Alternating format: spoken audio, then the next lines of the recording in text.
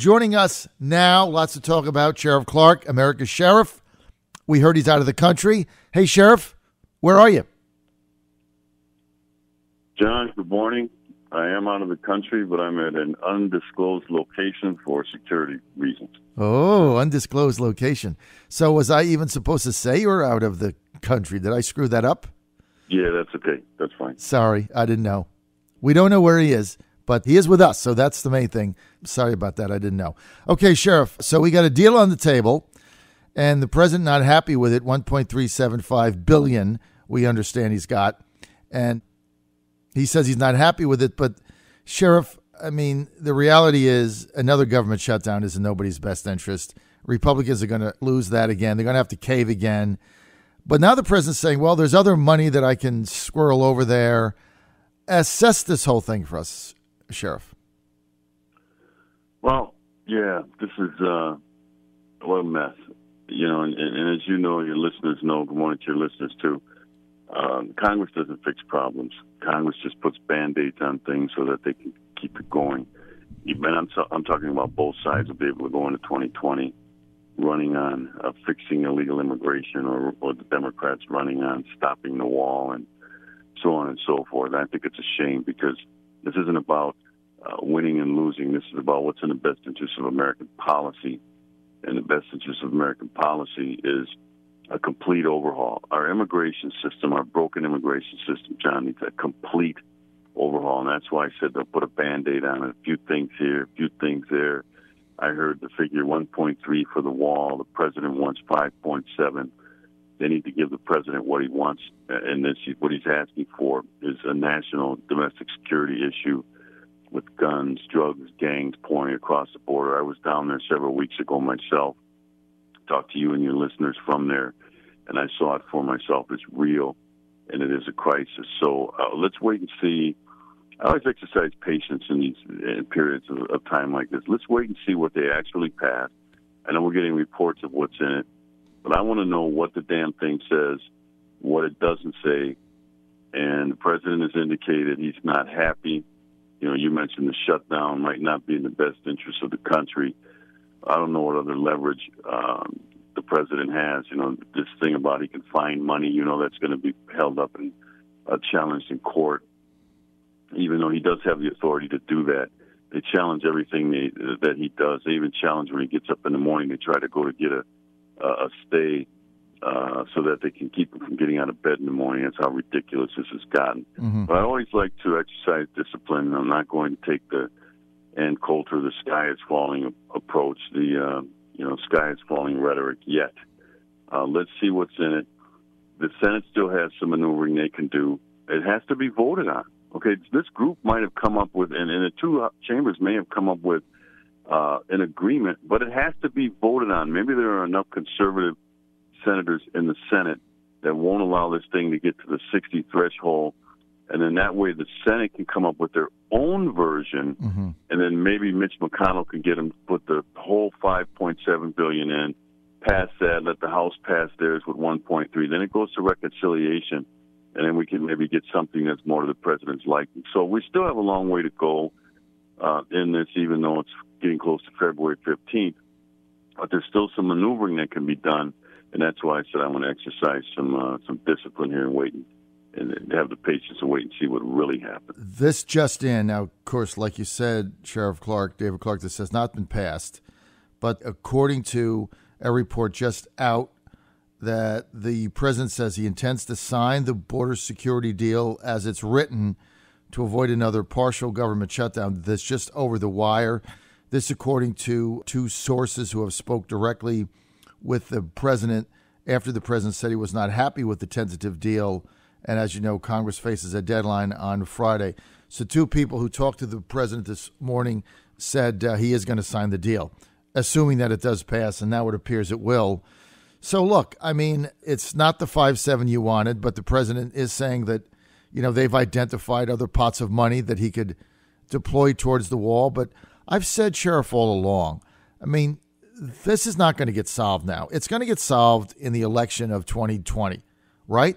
Because the Democrats are running on an open border system.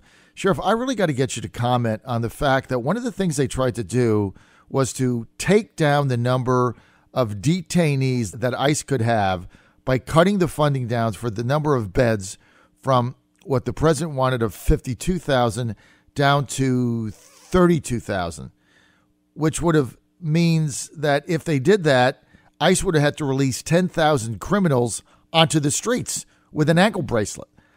I mean, what on earth are they thinking? Yeah, well, let me back up to something you said about this report that just came out that the president said he would sign it. That's a good chess move.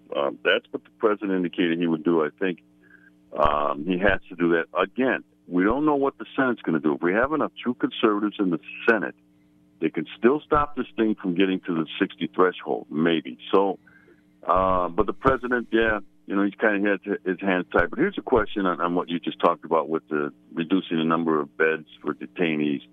This is how the Democrats, this is how serious they are about border security. They're all running around saying, we're for border security. We want effective border security. No, they're not. They're lying. They're lying to the American people. Why are they lying? Because it's what they do. How do I know they're lying? Because their lips are moving. This is insane, as you said. This ankle bracelet program does nothing. This is foolhardy. There are some, when I was the sheriff, I ended the ankle bracelet program when I became sheriff because it is not secure enough to be trustworthy. People can rip those things off. It can tell you where a person is, but it can't tell you what they're doing. So the ankle bracelet, I ended the program, much controversy to the liberals in Milwaukee County. I didn't give a damn. My duty and responsibility was to the safety and security of law-abiding people in the Milwaukee County area. So we know the Democrats aren't serious about this. But why would Republicans agree to that? Why would the Republicans in the House, where's the Jim Jeffords? Where's the Conservative Caucus? Where's the Mark Meadows? Where are these people? They all claim to be, hard-down conservatives.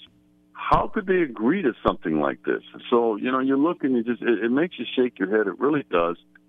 And why is it that the Democrats, they have one chamber of the Congress, one. They don't have the White House.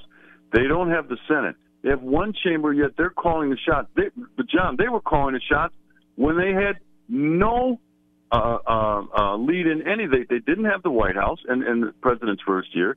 They didn't have the House. They didn't have the Senate, yet Chuck Schumer was still running the country de facto in terms of a block against the president. So this is insane that when the Republicans were out of control, when Obama was in the White House and Pelosi was the Speaker and Harry Reid was the president of the Senate, what did the Republicans whine about?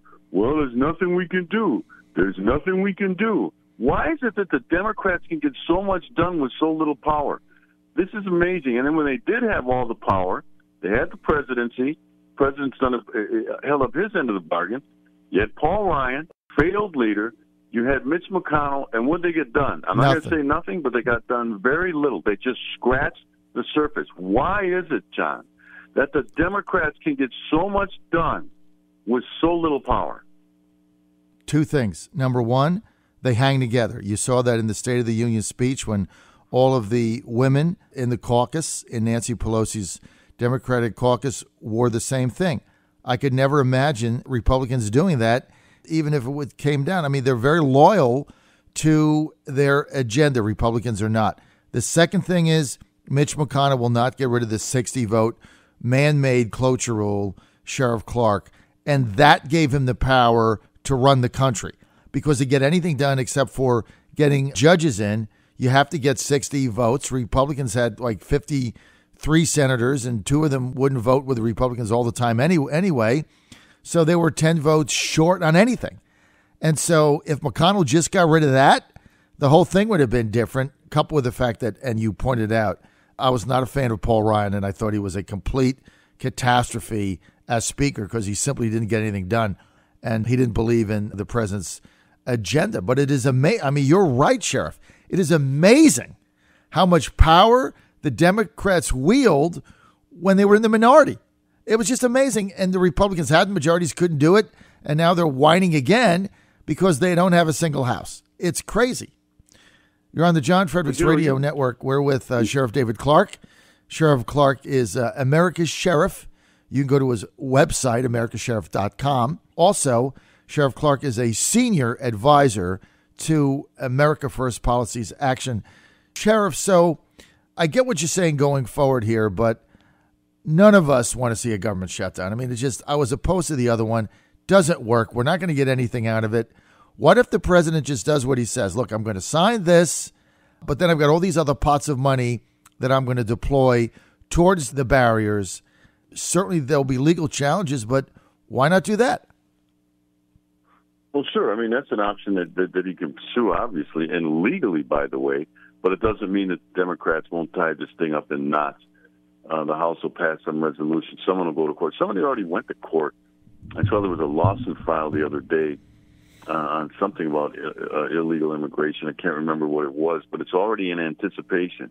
Oh, yeah, I think it's in anticipation of this building a border wall along the Texas border where I was several weeks ago. Someone's already filed. Get this, John, because this is what the Democrats do. You can laugh at them and you can call them everything you want, but I'll tell you what, they're creative. Some butterfly organization filed a lawsuit in federal court in Texas saying that the butterfly refuge will be endangered by building a wall. It's the craziest thing you ever heard, right? But guess what? It's the kind of menace, because that's what the Democrats do. They operate a campaign of menace. They'll tie this up in court. They probably went to some liberal activist judge who will even cater to this nonsense and tie it up in court, and his court ends up in court. Now it's at a snail's pace. It could take years before it works its way through the appellate court and then through the Supreme Court, if the Supreme Court even takes it up, which they wouldn't. But that could be 15 months from now. By that time, we'll be on the doorstep of the election. So the president really has this year to try to get something accomplished, because in the election year, which will be next year, as soon as January 1st hits, in Washington, D.C., all things stop in the election year in 2020. Nothing gets done. No buttons get pushed, because you have all House members are up. You have a significant portion of 1/3 of the Senate is up for election, and they don't want to touch anything. Mm-hmm. So if the president doesn't get something done in 2019, 2020 just becomes an election year, and now it's just the back and forth and the so on and so forth. But this is what frustrates the American people, that Washington, the Congress, the three branches of government. The Congress is the broken branch. It does not work. It's dysfunctional. Those people are there for self-serving purposes. There's too much money involved, too many lobbyists involved that control our legislators and control our government. Well, the 60-vote rule is what they have. And I love what you just said. The Democrats act out a campaign of menace. And here's another example. Sheriff, there's another lawsuit that's been filed by U.S. lawyers on behalf of illegal immigrants who illegally crossed the border and had their children separated from them, because that's the way the American justice system works. You get arrested, you don't take your kids with you to jail. They get separated from you. If you rob a 7-Eleven and you're caught in the parking lot, you got two kids in the car, the kids don't go with you to processing. I've had this argument with people so many times, it's ridiculous.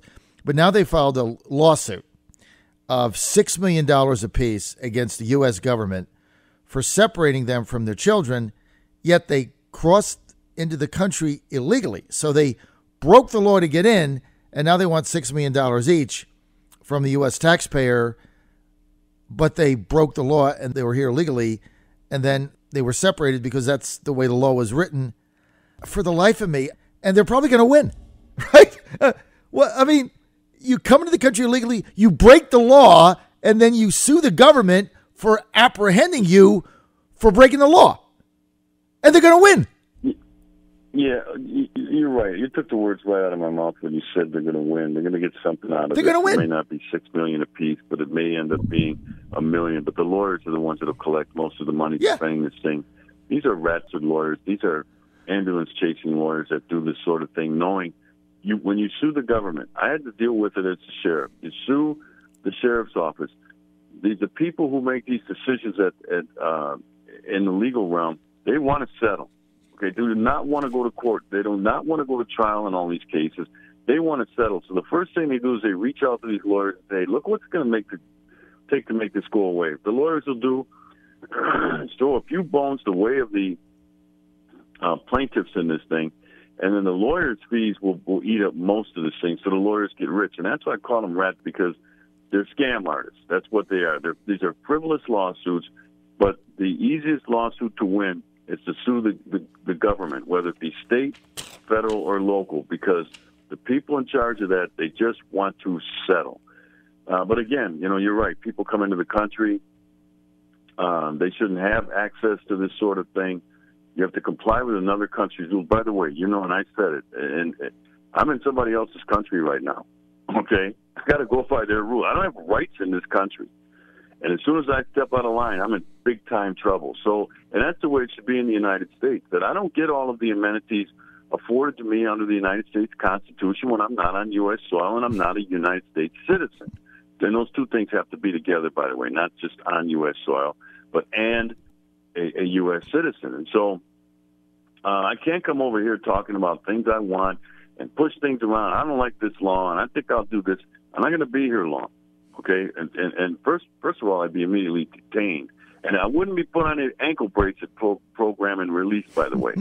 So, we look, and that's why I said, John, our immigration system needs a total overhaul.